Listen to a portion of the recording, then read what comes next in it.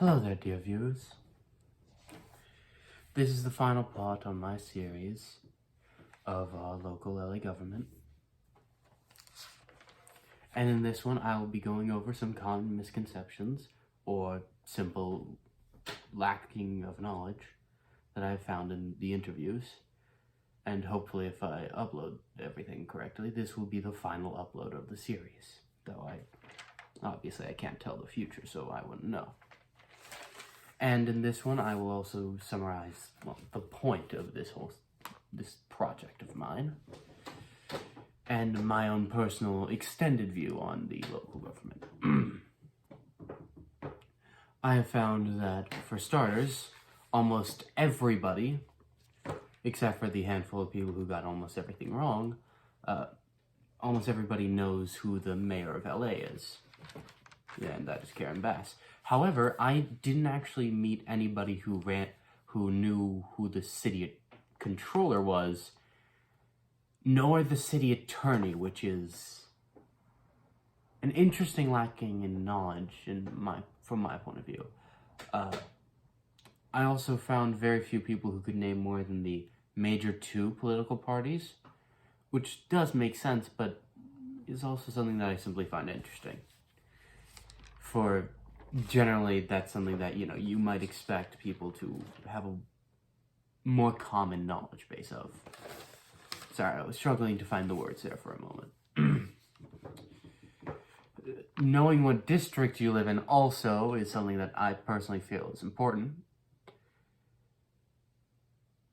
But a shocking amount of people, over half of the people who I interviewed, didn't actually know what district they lived in, and those who did, not that many knew who their council member was, which was deeply concerning, since, as I said in one of the earlier, in my first video, the city council has ultimately, as one collective whole, more control over the city than even the mayor does, which is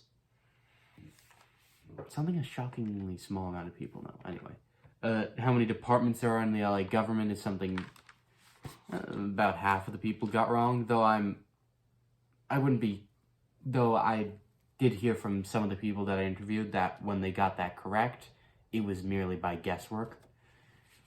Generally, people fail to name more than like a handful of departments, relevant ones like the police department, the fire department, etc. Very basic stuff like that. But if pressed into more specifics, they fail to, their knowledge base simply is not there, which is something I'll be getting into later. The others as well, though I admit I could have been better with the wording in it in most of my videos, I have found that effectively everybody didn't know what any of them were, didn't know what any of the bureaus were, etc. A handful of people made, one or two people, sorry, not a handful, one or two, is not a handful. One or two people made a correct guess, or estimate of one or two of the others, which were generally the bureaus or the zoo, which is interesting. And for the U.S. Senate candidates for California, very, very, very few people were actually able to get that one, which was concerning, to say the least, as during the time of my interviews taking place, obviously the election has passed now, but while I was taking the interviews, the election was something that was going on right then, or very, very, very soon, as I took the interviews not very long before the elections were to be taking place, when you would expect people to know, who our candidates are for California as a whole, which I find interesting. And I'll get to why I don't like this later. Almost everybody I talked to believed it to be important to know about a local government, and they believed they should know more.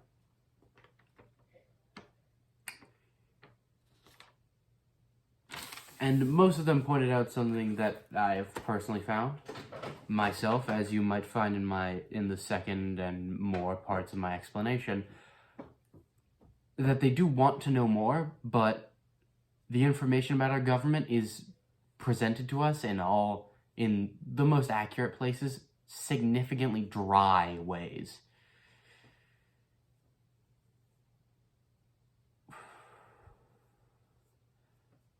Which I do understand why it's such a dry subject. But due to its significance, you would think that it would be more easily presented. But it's not. And I myself have a few ideas on how we could, say, fix this. For example, in our history classes, we could have a unit on our local government, how it works, etc. That is simply one of many ideas.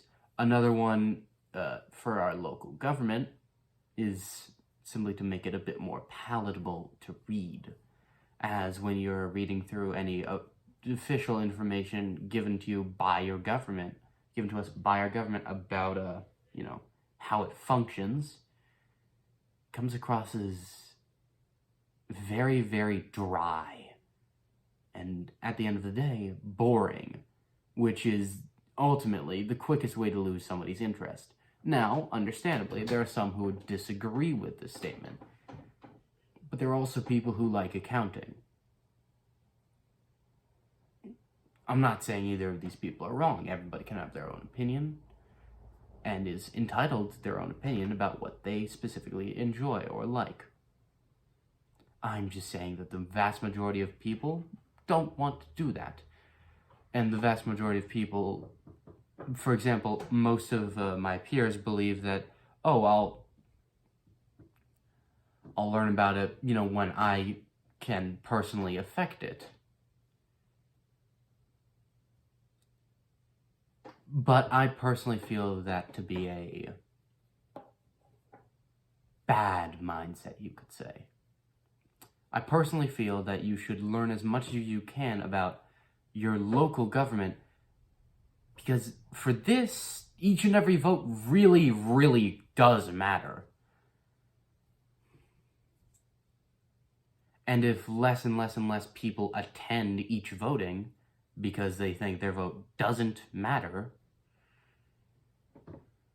well, then a significantly smaller minority of people will effectively control who is in our office, though unintentionally likely on their part.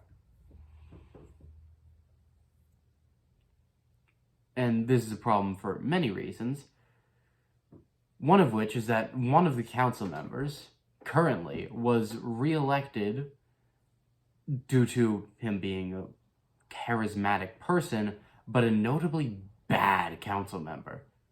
Just genuinely bad at his job. But so few people showed up, and all the people who did were his avid supporters, so obviously he was the one who got reelected.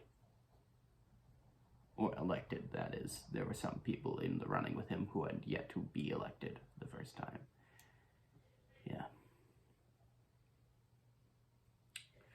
So I personally believe it to be of the utmost importance in our lives to learn more about a local government and the frankly alarming rate that we do not know about our local government, I believe should simply show the necessity of this action.